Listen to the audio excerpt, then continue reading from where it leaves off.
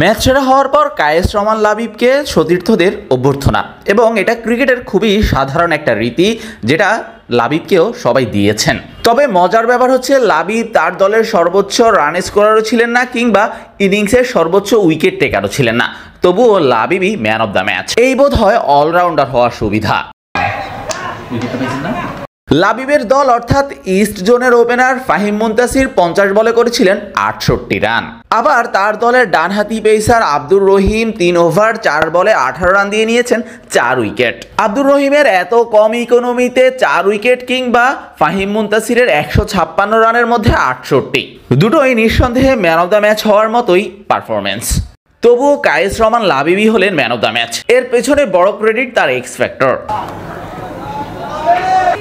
বল হাতে 4 ওভারে 20 রান দিয়ে নিয়েছিলেন 3টে উইকেট। তবে কাজের কাজটা করেছেন ব্যাট হাতে পাওয়ার হিটিং দিয়ে। 12 বলে খেলেছেন 29 রানের আনবিটেন একটা ইনিংস। লাবিব যখন উইকেটে আসেন তখন দলের রান 15 ওভার 2 বলে 100, সেখান থেকে তিনি শেষ করেছেন 156-তে। যে 12 বল তিনি উইকেটে ছিলেন সেখানে 3টা ছক্কা আর একটা 4, স্ট্রাইক রেট প্রায় 250, অর্থাৎ দলকে লড়াই করে দেওয়ার মতো একটা পুঁজিতে নিয়ে গিয়েছিলেন লাবিব। আবার বল হাতেও গুরুত্বপূর্ণ 3টে উইকেট। সব মিলিয়ে একেবারেই অলরাউন্ডিং পারফরমেন্স দিয়ে ম্যান অব দ্য ম্যাচটা ছিনিয়ে নেয়া।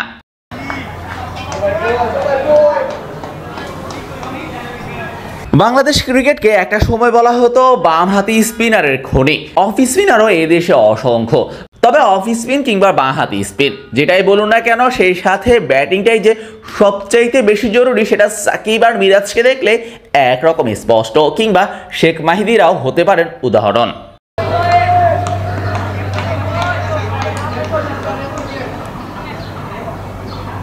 খুরুতার বোলিংয়ের সাথে ব্যাটিংয়েও হতে হবে একেবারেই পারফেক্ট, যেটা কায়েস করে দেখিয়েছেন, যে জন্য তার ম্যান অব দ্য ম্যাচটা একটা উদাহরণ।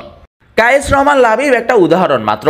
বয়সভিত্তিক কিংবা ঘরোয়া লিগে যারা খেলছেন নিচের দিকে, সবাই চাচ্ছেন নিজেদের ব্যাটিংটা মোটামুটি মানের একটা ইমপ্রুভমেন্টে নিয়ে যাওয়া। তাসকিন তানজিম সাকিবরা সেটা ইন্টারন্যাশনাল ক্রিকেটেও করে দেখিয়েছেন। পাইপলাইনে থাকা ক্রিকেটাররাও নিজেদের বোলিংয়ের পাশাপাশি ব্যাটিংয়েও বাড়তি মনোযোগ দিচ্ছেন। বিপিএল এ চিটং কিংসকে ফাইনালে ওঠানোর সবচাইতে বড় কারিগর ছিলেন আলিস আল ইসলাম। তিনিও গুরুত্বপূর্ণ সময় ব্যাট হাতে রান করে দিয়েছিলেন টর্নেডো স্টাইলে। পরে জানা গিয়েছিল নেটে প্রচুর পরিমাণে পেস বল ফেস করার কারণে আলিসের ব্যাটিংয়ের এতটা ইমপ্রুভমেন্ট। বয়সভিত্তিক ক্রিকেটেও যারা নিচের দিকে ব্যাট করেন তারা সবাই এখন চাচ্ছেন নিজেদের ব্যাটিংটা যে কোনোভাবে ইমপ্রুভ করতে। বাংলাদেশ বোলিংয়ে যে প্রতিযোগিতার যুগ, তাতে টিকে থাকতে হলে ব্যাটিংটাতে বেশ ভালো করাই জরুরি হয়ে পড়েছে, এবং ব্যাটিংয়ে যদি এক্স ফ্যাক্টর হওয়া যায় তবে দলেও সুযোগটা চলে আসে খুব ভালোভাবেই।